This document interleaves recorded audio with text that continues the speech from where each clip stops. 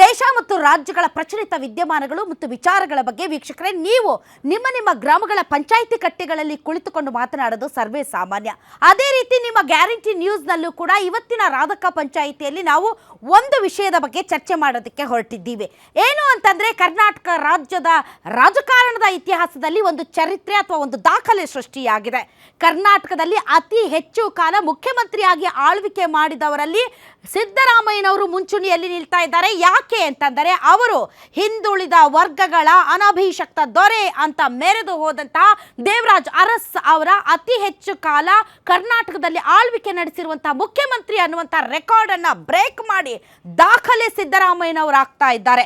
ಹಾಗಾದರೆ ಸಿದ್ದರಾಮಯ್ಯನವರು ಜೆಡಿಎಸ್ ಪಾರ್ಟಿಯನ್ನ ಬಿಟ್ಟು ಕಾಂಗ್ರೆಸ್ ಪಾರ್ಟಿಗೆ ಬಂದು ಮುಖ್ಯಮಂತ್ರಿ ಆಗಬೇಕು ಅನ್ನುವಂತಹ ಮಹದಾಸೆಯೊಂದಿಗೆ ಎರಡೆರಡು ಬಾರಿ ಮುಖ್ಯಮಂತ್ರಿಯಾಗಿ ಈ ದಾಖಲೆ ಬರೆದಿದ್ದಾರೆ. ಹಾಗಾದ್ರೆ ಇಷ್ಟು ವರ್ಷಗಳ ಕಾಲ ಮುಖ್ಯಮಂತ್ರಿಯಾಗಿ ಆಳ್ವಿಕೆ ನಡೆಸಿದಂತಹ ಸಿದ್ದರಾಮಯ್ಯನವರ ಸಾಧನೆಗಳೇನು? ಅಹಿಂದ ವರ್ಗಗಳ ಹರಿಕಾರ, ಅಹಿಂದ ವರ್ಗಗಳ ಉದ್ಧಾರಕ ಅಂತ ಹೇಳಿಕೊಳ್ಳುವ ಅಥವಾ ಅವರನ್ನ ವಿಜೃಂಭಿಸುವಂತಹ ಅಭಿಮಾನಿಗಳು ಸಿದ್ದರಾಮಯ್ಯನವರ ಸಾಧನೆಯ ಬಗ್ಗೆ ಏನು ಹೇಳ್ತಾರೆ? ಸಿದ್ದರಾಮಯ್ಯನವರನ್ನ ಮುಂದಿನ ಪೀಳಿಗೆ, ಕರ್ನಾಟಕದ ಮುಂದಿನ ಪೀಳಿಗೆ ಯಾವ ಯಾವ ವಿಚಾರಗಳಿಗೆ ನೆನಪಿಟ್ಟುಕೊಳ್ಳುತ್ತಾರೆ ಮತ್ತು ಪ್ರಸಕ್ತ ರಾಜಕೀಯ ಸ್ಥಿತಿಗತಿಗಳಲ್ಲಿ ಸಿದ್ದರಾಮಯ್ಯನವರ ಸಾಧನೆ, ನಾನು ನುಡಿದಂತೆ ನಡೆದಿದ್ದೇನೆ, ನಾನು ಹಾಕಿಕೊಳ್ಳುವ ಶುಭ್ರ ವಸ್ತ್ರದಂತೆ ನಾನು ಕ್ಲೀನ್ ಅಂಡ್ ಕ್ಲಿಯರ್ ಅನ್ನುವಂಥ ಸಿದ್ದರಾಮಯ್ಯನವರ ಸಾಧನೆಗಳೇನು ಅನ್ನೋದರ ಬಗ್ಗೆ ಇವತ್ತಿನ ರಾಧಕ ಪಂಚಾಯಿತಿಯಲ್ಲಿ ನಾವು ಚರ್ಚೆ ಮಾಡ್ತೀವಿ. ಇದೇ ರಾಧಕ ಪಂಚಾಯಿತಿಯ ವಿಷಯ, ಸಿದ್ದರಾಮಯ್ಯನವರ ಸಾಧನೆಗಳು ಏನು?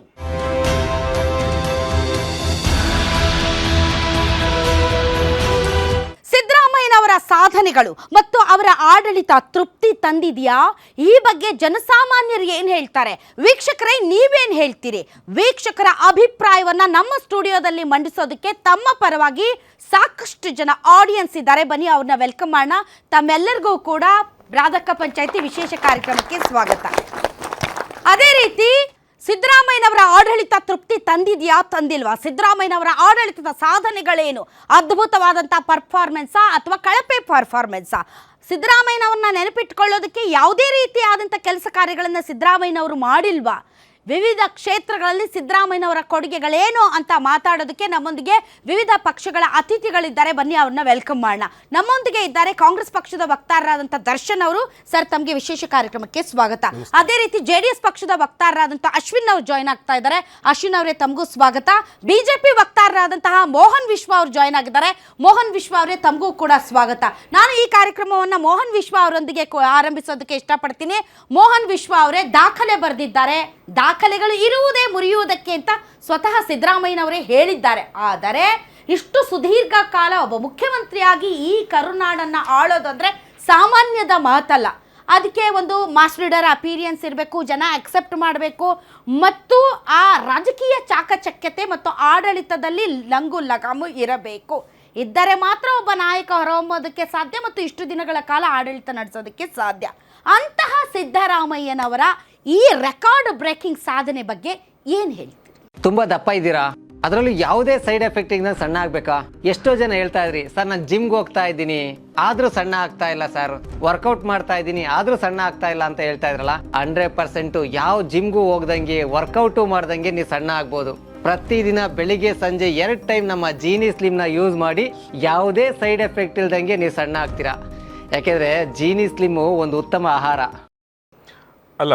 ನನಗೆ ಒಂದು ಅರ್ಥ ಆಗ್ತಾ ಇಲ್ಲ, ಅದು ಏನು ಸಾಧನೆ ಮಾಡಿದ್ದಾರೆ ಅಂತ ಹೇಳಿ ಇವರು ಸಂಭ್ರಮ ಪಡ್ತಿದ್ದಾರೆ ಅಂತ.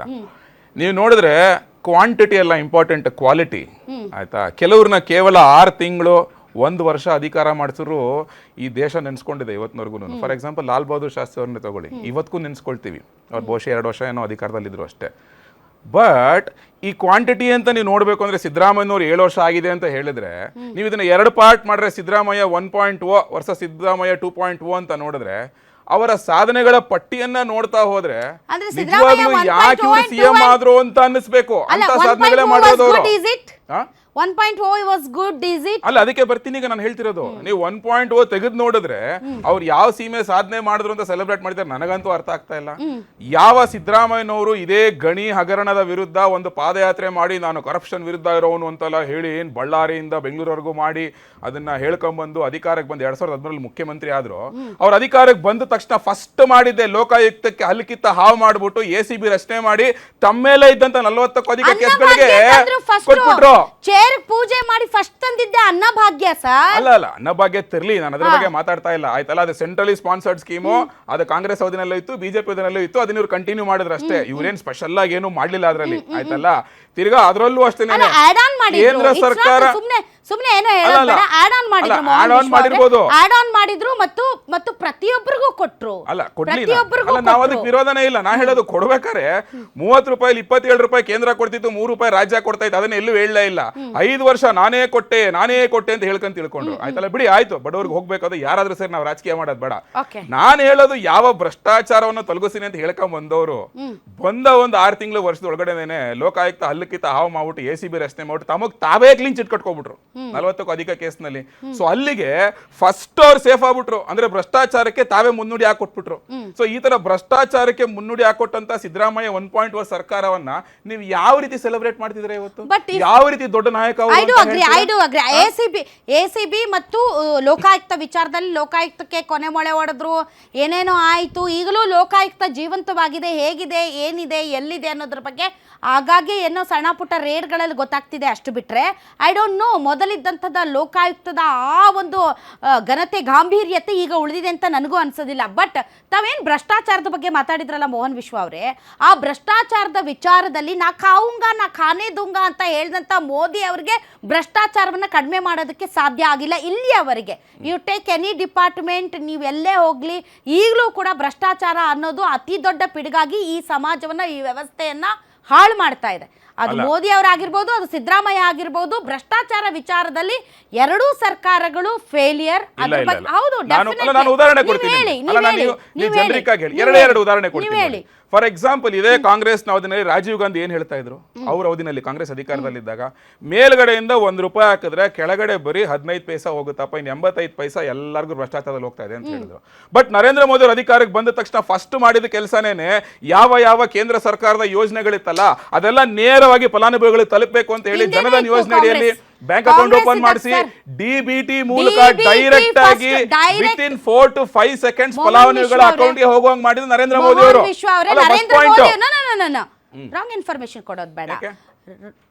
ನರೇಂದ್ರ ಮೋದಿ ಅವರು ಬರುವುದಕ್ಕಿಂತ ಮುಂಚೆನೆ UPA 2 ಸರ್ಕಾರದಲ್ಲಿ DBT ಆರಂಭ ಆಗಿತ್ತು. DBT ಆರಂಭ ಆಗಿತ್ತು. ನೀವು ಅದನ್ನ ಸುಧಾರಣೆ ತಂದಿರಬಹುದು. ಬಟ್ DBT ಆರಂಭ ಆಗಿದ್ದು ಕಾಂಗ್ರೆಸ್ ಪಾರ್ಟಿಯಲ್ಲಿ ನಂಬರ್ 1. ಈಗ ಭ್ರಷ್ಟಾಚಾರ ನಿರ್ಮೂಲನೆ ಮಾಡಿಲ್ಲ ಅಂದ್ರಲ್ಲ, ಅದಕ್ಕೆ ಒನ್ ಆಫ್ ದ ಎಕ್ಸಾಂಪಲ್ ನಾನು ಹೇಳಿದ್ದು. ನರೇಂದ್ರ ಮೋದಿ ಒಂದ್ ಸ್ವಲ್ಪ ಹೇಳ್ದಾಗೆ ನರೇಂದ್ರ ಮೋದಿ ಅವರು ಭ್ರಷ್ಟರು, ಅವ್ರ ಸರ್ಕಾರ ಭ್ರಷ್ಟರು ಅಂತ ನಾನು ಹೇಳ್ತಾ ಇಲ್ಲ. ನಾವು ವ್ಯವಸ್ಥೆ ಬಗ್ಗೆ, ಭ್ರಷ್ಟಾಚಾರದ ಬಗ್ಗೆ ಮಾತಾಡ್ತಾ ಇದ್ದೀವಿ. ಸೊ ನೀವು ಭ್ರಷ್ಟಾಚಾರ ಡೈರೆಕ್ಟ್ DBT ಅದಲ್ಲ. ಈಗ ನಾನು ಆಸ್ ಅ ಪರ್ಸನ್ ಸರ್ಕಾರದ, ಅದು ಕೇಂದ್ರ ಸರ್ಕಾರ ಆಗಿರ್ಬೋದು, ರಾಜ್ಯ ಸರ್ಕಾರ ಆಗಿರ್ಬೋದು, ಇಡೀ ವ್ಯವಸ್ಥೆಯಲ್ಲಿ ನೀವು ಎಲ್ಲೇ ಹೋಗಲಿ ಹಣ ಇಲ್ಲದೆ ಏನೂ ನಡೆಯಲ್ಲ. ಯಾವಾಗ ಒಬ್ಬ ವ್ಯಕ್ತಿ ಹಣ ಇಲ್ಲದೆ ಏನೂ ನಡೆಯಲ್ಲ ಅನ್ನುವಂತಹ ವಿಚಾರ ಮನದಟ್ಟಾಗುತ್ತಾ ಆತ ಫ್ರಸ್ಟ್ರೇಟ್ ಆಗಿಬಿಡ್ತಾನೆ. ಅಂತಹ ವ್ಯವಸ್ಥೆಯ ನಿರ್ಮಾಣ ಮಾಡೋದಕ್ಕೆ ಯಾರಿಂದಲೂ ಇಲ್ಲಿಯವರೆಗೆ ಸಾಧ್ಯ ಇಲ್ಲ. ಭಾಷಣ ಹೊಡೆದವ್ರಿಗೆ ವಿಲ್ ಮೂವ್ ಫಾರ್ವರ್ಡ್.